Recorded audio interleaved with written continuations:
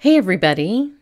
In today's video, I'm going to do an intro to rice paper and how you can use that in your card making, in your journaling, and what makes it different from other types of papers like patterned paper and paper that you might just color or pattern yourself.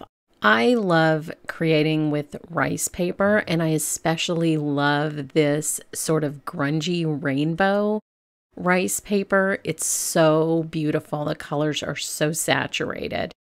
Rice paper is a very thin, fibrous paper. It's sort of like mulberry paper was in the late 1900s, but it's much more beautiful and it's much thinner.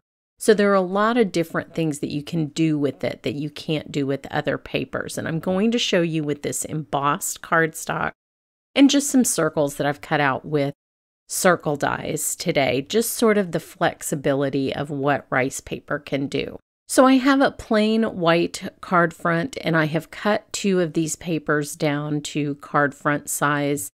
I will tell you, I always cut them to full A2 when I do techniques like this, and then I trim them down later, and you'll see why in just a minute.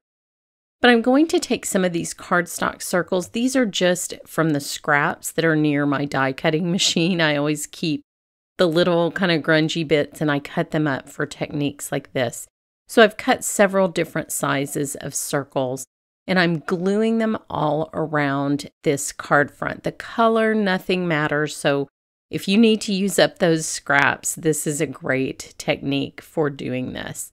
Now, I've cut multiples of each size, and what you're going to see me doing is doubling them up here. I'm giving myself a little more raised texture than just one layer of cardstock can do.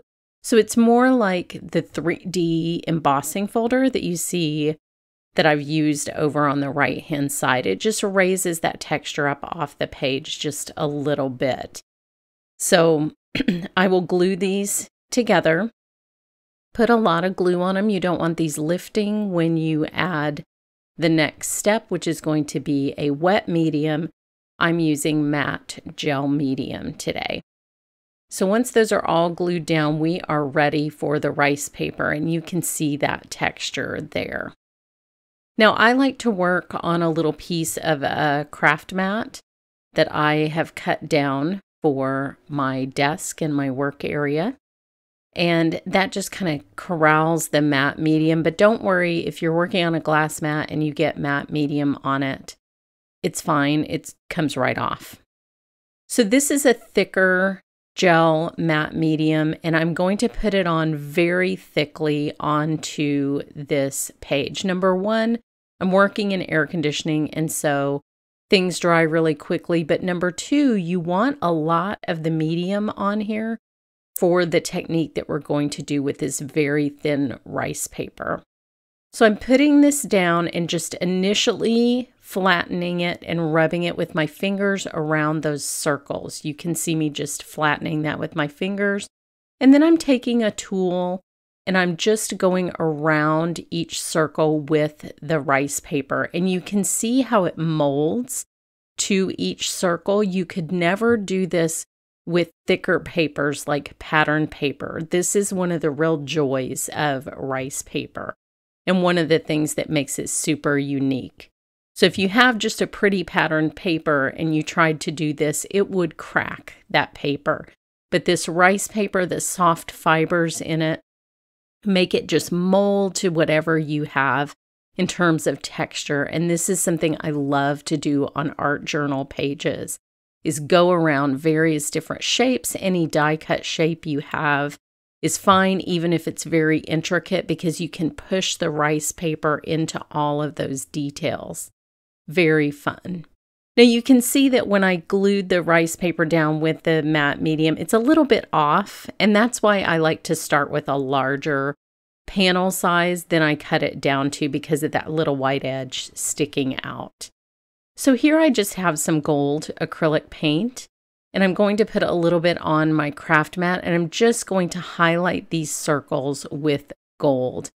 The reason that I put the texture on this beautiful paper is so that I could accentuate those little shapes that are underneath the rice paper, and the gold paint just adds a little bit of shimmer to them and a little extra oomph to those shapes that I've created out of the rice paper.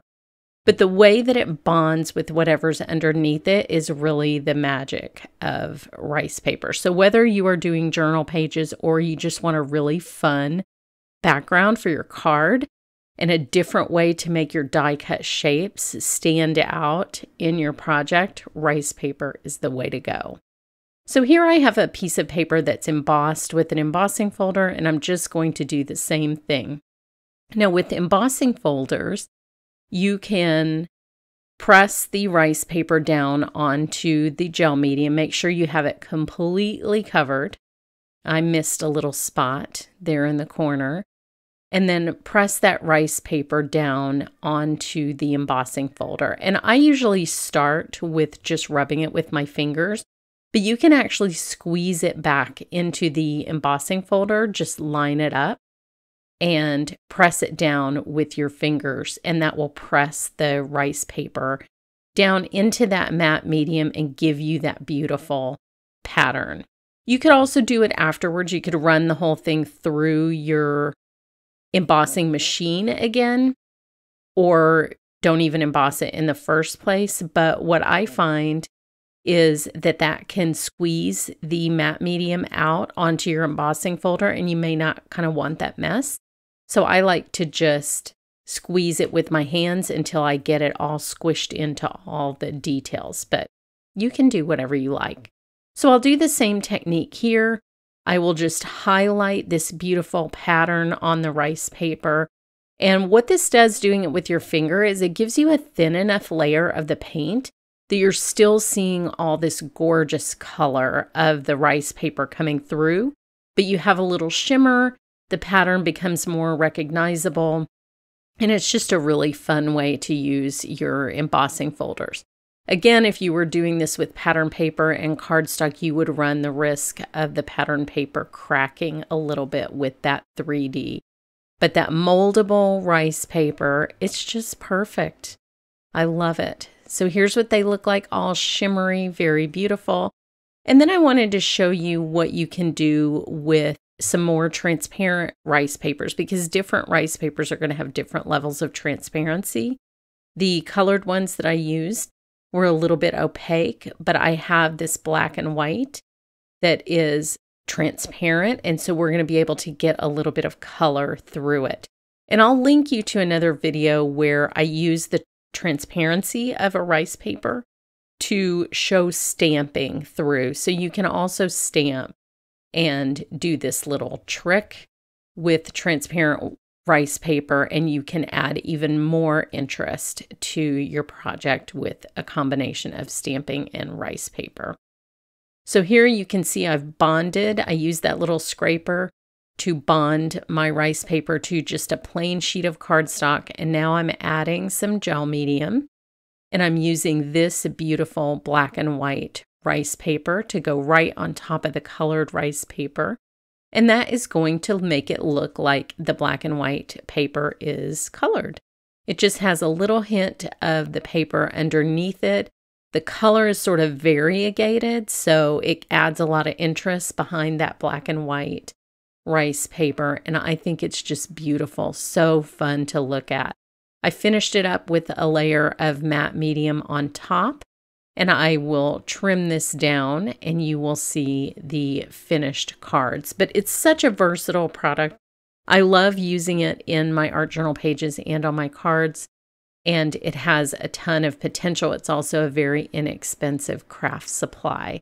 So try some rice paper in your paper crafting projects and let me know in the comments what you've done. Upload to the gallery at Split Coast, and I would love to look at your projects. Here are the finished cards that I made with all the rice paper. The supplies are all listed in the description. Thanks so much for watching.